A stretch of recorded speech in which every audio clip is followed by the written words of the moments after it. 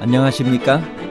인생의 복잡한 문제들을 말씀으로 단칼에 해결해주는 김종근 목사의 쾌도 남마입니다.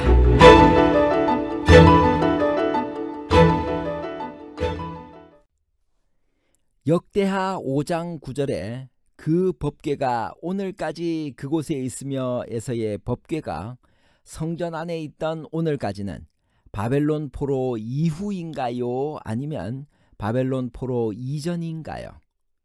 바벨론 포로 이후와 바벨론 포로 이전에 관한 복잡한 문제를 하나님 말씀의 가르침으로 명쾌하게 해결해 드리겠습니다. 솔로몬이 모든 장로들과 족장들을 소집한 이유가 무엇인가요?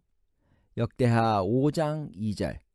이에 솔로몬이 여호와의 언약궤를 다윗성 곧 시온에서부터 메어 올리고자 하여 이스라엘 장로들과 모든 지파의 우두머리 곧 이스라엘 자손의 족장들을 다 예루살렘으로 소집하니.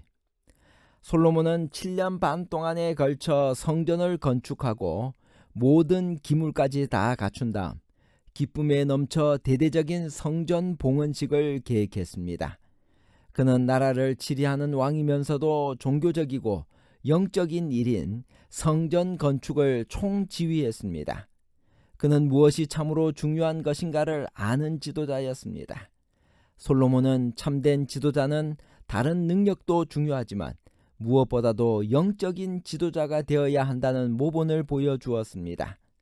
솔로몬이 백성들을 소집한 목적은 언약궤를 다윗성에서 예루살렘의 성전 안으로 옮기고 성전의 봉헌식을 거행하기 위함이었습니다. 언약궤를 어디에서 어디로 옮기는 것인가요? 성소와 언약궤의 이동 역사는 어떻게 되나요? 역대하 5장 2절.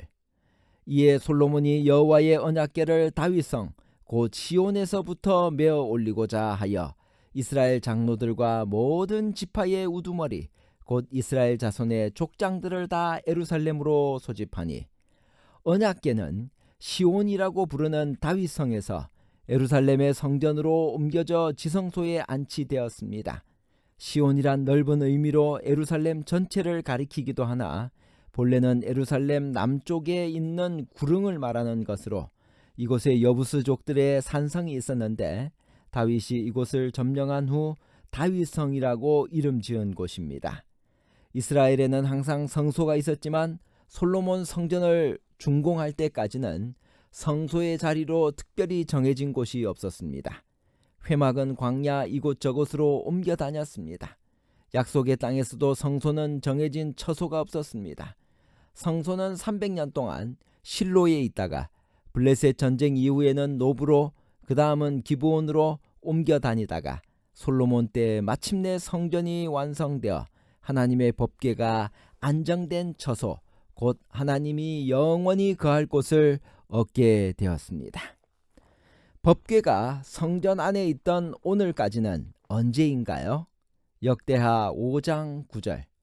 그 채가 길어서 궤에서 나오므로 그 끝이 본전 앞에서 보이나 밖에서는 보이지 아니하며 그 궤가 오늘까지 그곳에 있으며.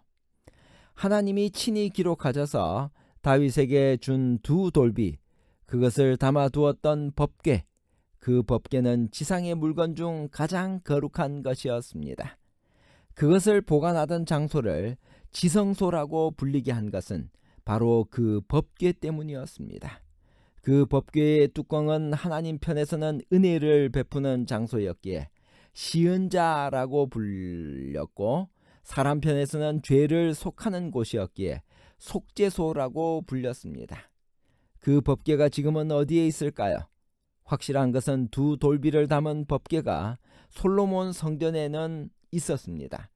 성전을 봉헌할 때 제사장들이 여호와의 언약궤를 그 처소로 메어 드렸으니 곧 본전 지성소 그룹들의 날개 아래였습니다.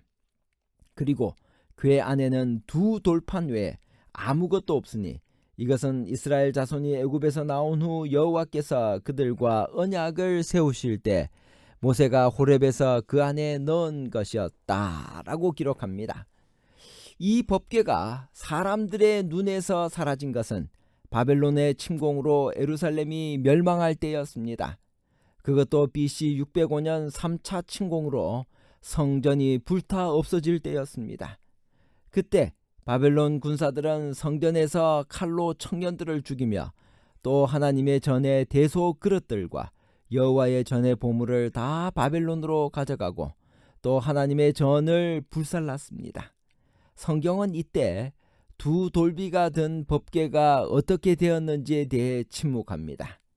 그러나 사해사본에서 보듯이 법궤가 어딘가에 감추어졌을 것임은 틀림없습니다. 그것은 사해사본을 보아도 분명합니다. 유대인들은 헤롯 성전이 로마 군대에 의해 파괴될 때 쿰난 동굴의 수많은 사본들을 항아리에 담아 보관하지 않았나요? 엘렌 화이트는 선지자 왕 453페이지에서 다음과 같이 말합니다. 하나님의 목적을 분명히 알고 있으면서도 아직 예루살렘에 남아있던 의인들 중에 어떤 이들은 십계명이 기록된 돌비가 들어있는 법궤를 무자비한 자들의 손이 닿지 못하는 곳에 갖다 두기로 결심하고 그 일을 시도하였다. 그들은 슬프고 비통한 마음으로 법궤를 굴 속에 감추었다. 이스라엘과 유다 백성들의 죄로 인하여 그것은 그들에게서 숨겨졌으며 다시 그들이 찾을 수 없었다. 그 법궤는 아직도 숨겨져 있다. 이것은 감춰진 일에 결코 침해를 당하지 아니하였다. 그런데 여기 역대하 5장 9절은 그 법궤가 오늘까지 그곳에 있었다고 말합니다. 역대기가 말하는 오늘이 과연 언제일까요? 역대기의 편집이 바벨론 포로 이후에 완성된 것은 분명합니다.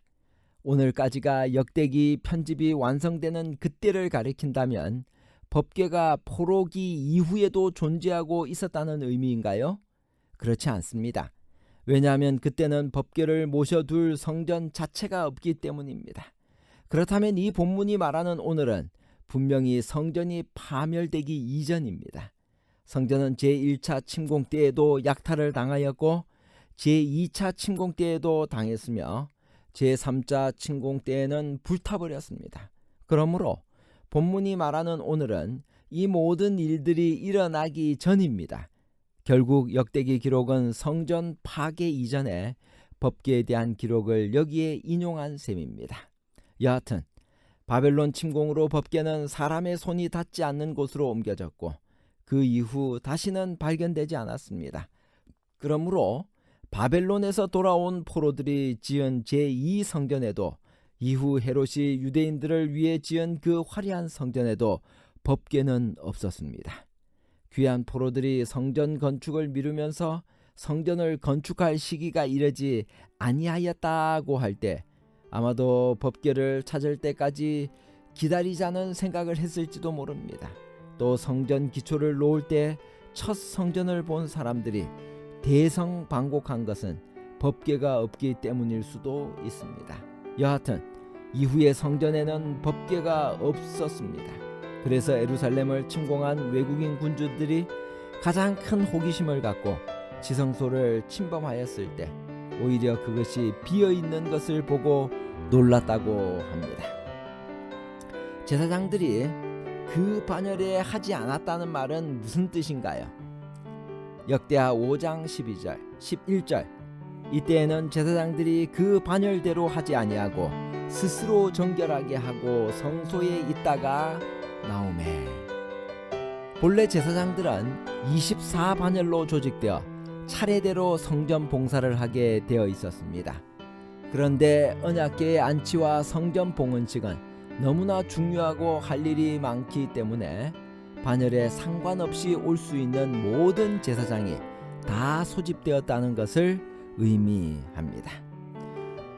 언약궤를 안치할 때 얼마나 장엄한 찬양이 있었나요? 누가 그 찬양을 주도했나요? 역대하 5장 12절 노래하는 레위 사람 아삽과 헤만과 여두둔과 그의 아들들과 형제들이 다 세마포를 입고 제단 동쪽에 서서 제금과 비파와 수금을 잡고 또 나팔 부는 제사장 120명이 함께 서 있다가 음악은 예배의 한 형태입니다. 찬송과 감사는 기도의 중요한 요소입니다. 결론입니다. 첫째, 역대하 5장 9절에 그 법궤가 오늘까지 그곳에 있으며에서의 법궤가 성전 안에 있던 오늘까지는 바벨론 포로 이전입니다. 둘째, 음악은 예배의 한 형태이며 찬송과 감사는 기도의 중요한 요소입니다.